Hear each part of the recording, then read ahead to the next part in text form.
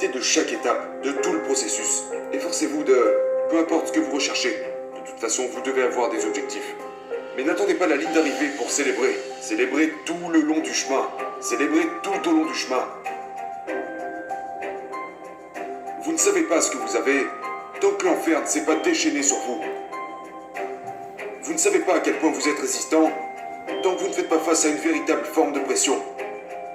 Vous ne savez pas à quel point vous pouvez endurer tant que les gens ne vous ont pas mis des coups de couteau dans le dos. Vous ne savez pas à quel point vous êtes courageux tant que vous ne vous êtes pas retrouvé dans le feu, la lutte et les épreuves. Vous ne pouvez pas connaître ce qu'il y a en vous en étant vautré dans un fauteuil, à tenir une télécommande et à regarder HBO ou Cinemax, mais en faisant face à la terreur de l'enfer. Seulement là, vous pourrez voir ce qu'il y a en vous.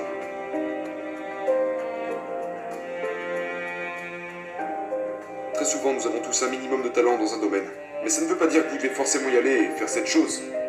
Vous devez comprendre que la vocation est à l'origine de l'alchimie qui existe au sein de la vie. Vous n'avez peut-être pas beaucoup de talent pour une chose, mais laissez-moi vous donner un exemple, parce que je suis en train de m'embrouiller là. Laissez-moi vous donner un exemple.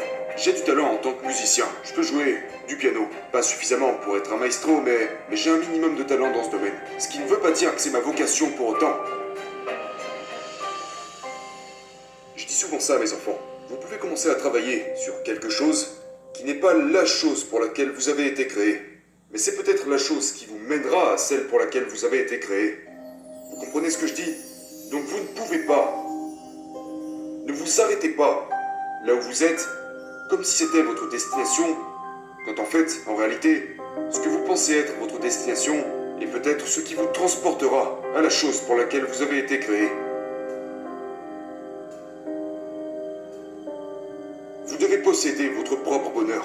Détachez-le des autres. Ce ne sont pas les autres qui feront votre bonheur. Vos enfants ne vous rendront pas heureux. Votre épouse ne vous rendra pas heureux. Une grande maison ne vous rendra pas heureux. Soyez propriétaire de votre bonheur. Tenez-vous responsable de faire toutes ces choses qui vous apportent de la joie dans votre cœur, indépendamment de la vie, des gens, de l'argent et tout ça. Parce que toutes ces choses ne vous apporteront pas nécessairement le bonheur.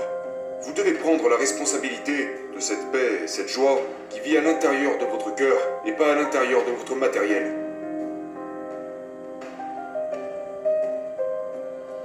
Le problème de notre génération, c'est l'addiction au divertissement, à la télévision, aux réseaux sociaux et toutes ces choses différentes.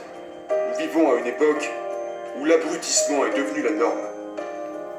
Parce que nous avons troqué l'efficacité contre l'occupation. Nous sommes plus occupés que toute autre génération ayant vécu au cours des 300 à 400 dernières années. Nous sommes constamment occupés. Et nous pensons que parce que nous sommes occupés, nous sommes productifs. Et j'aimerais que vous oubliez votre emploi du temps pendant une minute pour vous demander, suis-je réellement productif? Ou ai-je seulement encombré ma vie de toutes sortes de choses qui ne sont rien d'autre que des contraintes inutiles qui drainent mon énergie et m'empêchent d'être au plus haut et au meilleur de moi-même? Et est-ce que je ne remplacerai pas toutes ces choses qui ne sont rien d'autre que des occupations sans importance contre une réelle efficacité? 80% des choses que nous faisons sont des choses qui appartiennent au domaine de l'occupation, des activités qui ne sont pas importantes, en plus de ne pas être productives. La personne moyenne ne passe que 20% de son temps à faire des choses véritablement productives, des choses pendant lesquelles elle est créative, passionnée, enthousiaste, mais passe le reste de son temps à faire toutes sortes de choses inutiles. Nous passons du temps à faire des choses complètement inutiles. Maintenant, je me demande ce qui se passerait si nous prenions tous, chacun de notre côté, les 80% des choses que nous faisons, qui ne sont rien d'autre que des occupations sans importance, et les 20% des choses que nous faisons, qui sont vraiment productives, et que nous inversions ces chiffres, afin de consacrer 20% de notre temps aux choses que nous devons faire, et 80% de notre temps à la chose pour laquelle nous avons été créés. Je me demande ce qui arriverait à votre vie. Maintenant, pensez à ça une minute. Il y a beaucoup de choses que vous pourriez me prendre que je pourrais remplacer. Vous pourriez me prendre mon costume, j'en trouverai un autre. Vous pourriez me prendre ma voiture, j'en trouverai une autre. Vous pourriez me prendre ma maison, je trouverai une autre maison. Mais quand vous me prenez mon temps, vous me prenez quelque chose qui est totalement irremplaçable. Nous prenons toutes sortes de cours de gestion financière. Nous savons comment gérer notre argent. Nous savons comment gérer nos relations, notre corps. Nous savons faire toutes sortes de choses, sauf la plus importante, celle de valoriser notre temps. Vous avez besoin de 3 choses. Une vision, des objectifs et un pourquoi. Voilà ce que vous êtes. Vous êtes défini par votre vision, vos objectifs et votre pourquoi. C'est votre plan. C'est vos croyances. C'est ce en quoi vous croyez.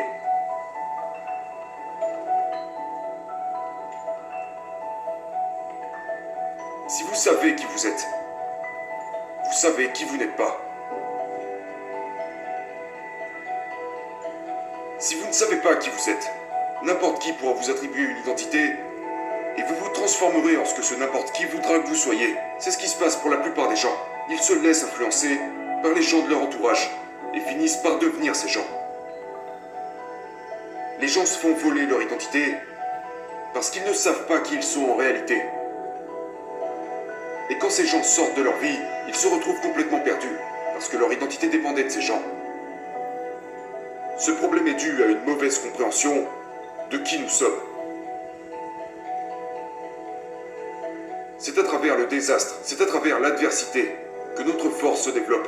Si tout se déroulait tout le temps comme vous le vouliez, il n'y aurait plus vraiment de progression. Que suggéreriez-vous d'ajouter à notre vie quotidienne pour nous renforcer? Du calme. Du calme. Nous sommes tellement occupés. Nous sommes tellement occupés que nous ne remarquons même pas que nous ne sommes pas productifs. Que vous soyez occupé ne veut pas dire que vous êtes productif. La chose à propos du progrès que nous avons fait, comme le moteur à réaction, le smartphone, l'automobile, toutes ces choses que nous avons créées, les vaisseaux spatiaux, les gens ont tout, mais ils en oublient de penser. Aujourd'hui, tout va si vite. Et quand nous trouvons du temps libre, on va sur Twitter, Facebook, tout ça, c'est la mort de la créativité. Et je mets les gens au défi de revenir à la méditation.